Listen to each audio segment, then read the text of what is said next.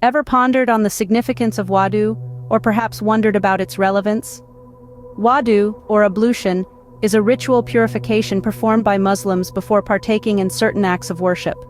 It's not only a physical cleansing process but also a spiritual one, symbolizing the cleansing of one's sins.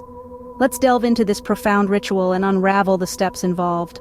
The first step in performing wudu is the intention.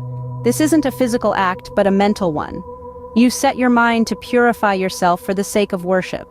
It's a moment of mental preparation, a commitment to purity and devotion. Next, you wash your hands. Starting with the right, then moving to the left, you wash each hand up to the wrist 3 times.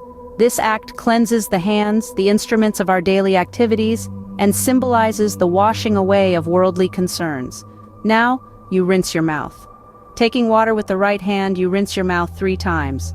This cleansing purifies the mouth, the organ of speech, reminding us to use words wisely and kindly. Following this, you cleanse your nose. Using water, you cleanse the nostrils by sniffing water into them and then blowing it out 3 times. This act purifies the breath, a symbol of life and vitality. The next step involves washing your face. From the forehead to the chin and from ear to ear, the face is washed 3 times.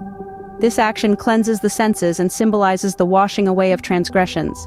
Then you wash your arms. Starting with the right, you wash each arm up to the elbow 3 times. This act cleanses the arms, the symbols of strength and support. Moving to the head, you wipe it once with wet hands. This act symbolizes the cleansing of the mind and thoughts. Next, you wash your feet. Starting with the right foot, you wash each foot up to the ankles 3 times. This act purifies the feet, which carry us on our life's journey.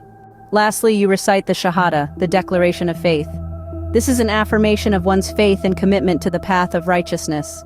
To summarize, wudu begins with the intention, followed by washing the hands, rinsing the mouth, cleansing the nose, washing the face, the arms, wiping the head, washing the feet, and ends with the recitation of the Shahada. Each step has its unique significance, cleansing not only the physical body but also the spiritual self, preparing one for acts of worship. It is a ritual of purification, a commitment to cleanliness, and a testament to devotion. A truly profound and meaningful practice, don't you think?